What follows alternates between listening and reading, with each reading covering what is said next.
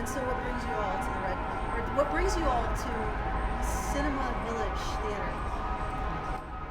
I was made aware of this, the Red Pill from Milo's article on Breitbart, and I was intrigued at how it was being stifled by so many sources, and the signal boosting that it got, and all the people that were saying, hey, whether we agree with it or not, it needed to be made.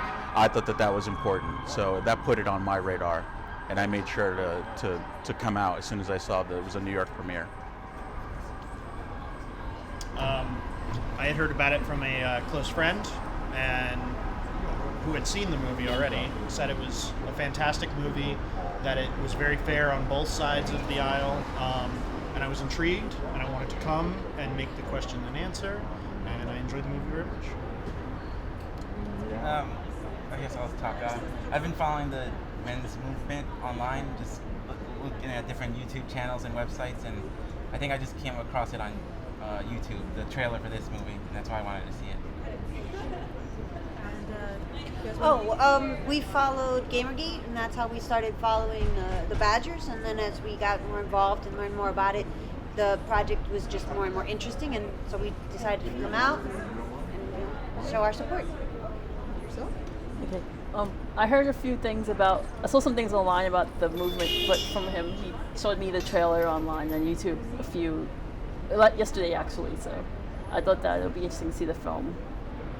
So what do you think is the most important message of the film? That there's a reason that the MRM exists. There's a huge gap in support for men and men's issues out there that don't take away anything from feminism's goals, claims, or needs that need to be addressed, on a systemic level. We're being ignored, and I think Cassie points it out very succinctly that, like, here's what's missing, here's how how status quo feminism deals with it, and where we're at now, there's no shelters, there's no legal help. Men lose their children at an alarming rate, and this is a huge issue, and I think Cassie tackles it in a very sensitive and factual way, and it was very fair and balanced. Does anyone else want to add to that? I think also it's important to, and the message is well delivered, that there's a lot of misinformation going around, incorrect labeling, if you will, specifically in regard to the men's rights movement, and it's labeled as more of a hate group and not looking to bring anything positive forward for people, when really it's about addressing issues that the other side is either not accepting of or just not addressing at all.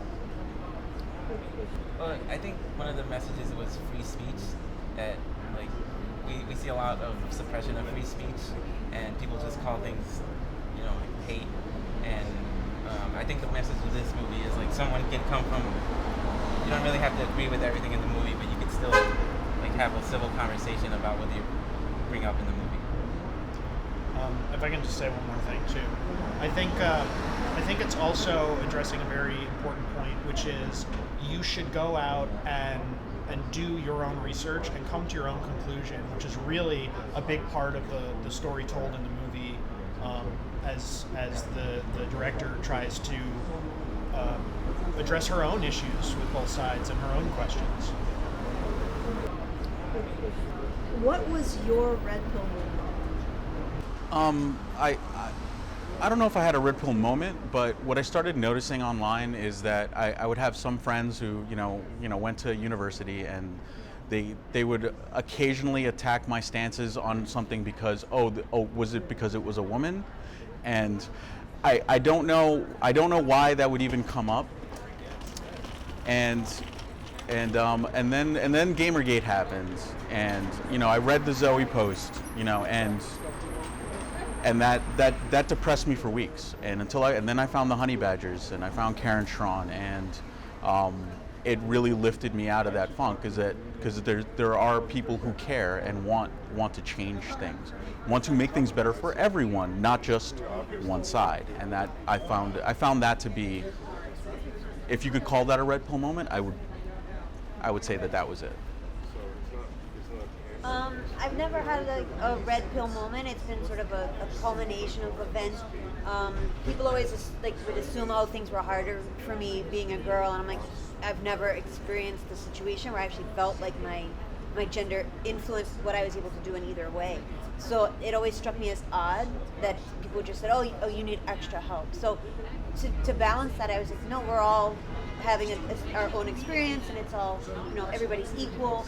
And then as we have a family friend who's going through a very difficult divorce, very ugly custody battle, and he's automatically at a disadvantage. Being a father who wants to have custody is very, very difficult in the current system, and it just gets uglier, and just the whole fight that a lot of people are going through for equality and to just be seen as a valid option in his child's life has been a real eye-opener. So I'm glad other people are speaking out about the issue. I've also had a sort of collection of different moments, be it in a relationship, watching my girlfriend beat down a friend of mine, essentially, and then spend the rest of the evening complaining about the injustices committed against women, shouting me down when I try to share lived experiences of my own life, saying that they don't matter, or that my opinions don't matter because I'm a man. And I was never at all really interested or with an opinion one way or the other. And as time continued, I found that I was getting pressed and dragged into sort of an argument between both sides, one that I was never a part of.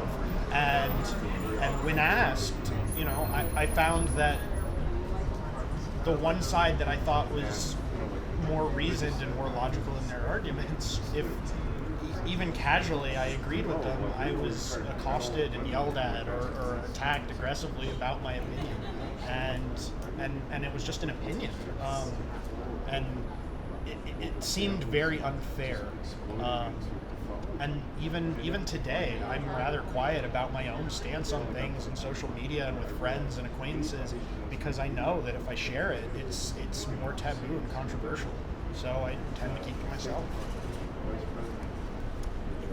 How do you think that the men's rights movement can be improved, or what do you think needs to happen?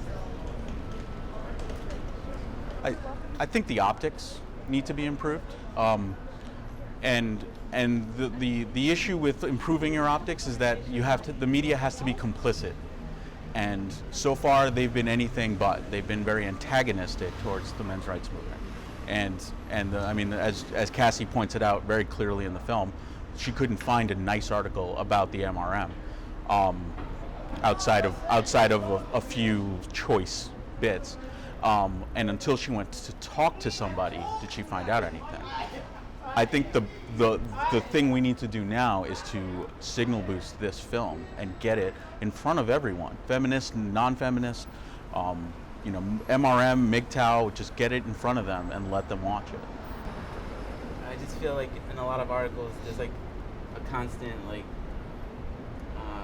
just being barraged with, like with video games, for example, that video games are violent or cause violence, and they tie that to men in particular, and it's like I just like hearing a different response to that, because I know I play games, she plays games, we're not trying to kill people based on that, so it just feels good to hear some sane people talk about these topics. Yeah. Do you have anything to add? I like how, like I said before, I like how you hear different viewpoints from ones that you usually hear on the news, or when there's a debate on TV, like say some major news network, they always have they have two people on, but they don't give the other person enough time to speak. So I think just getting it in front of more people. It's sort of been my gateway into a lot of the issues. I mean, starting watching with Girl Writes What, and then Milo, and then the Badgers when they came together. I think just get it in front of more people, and I think the film will definitely help. Thank you. Sorry for all the noise. My name's Brian. Courtney. Noah. Phil? Toma.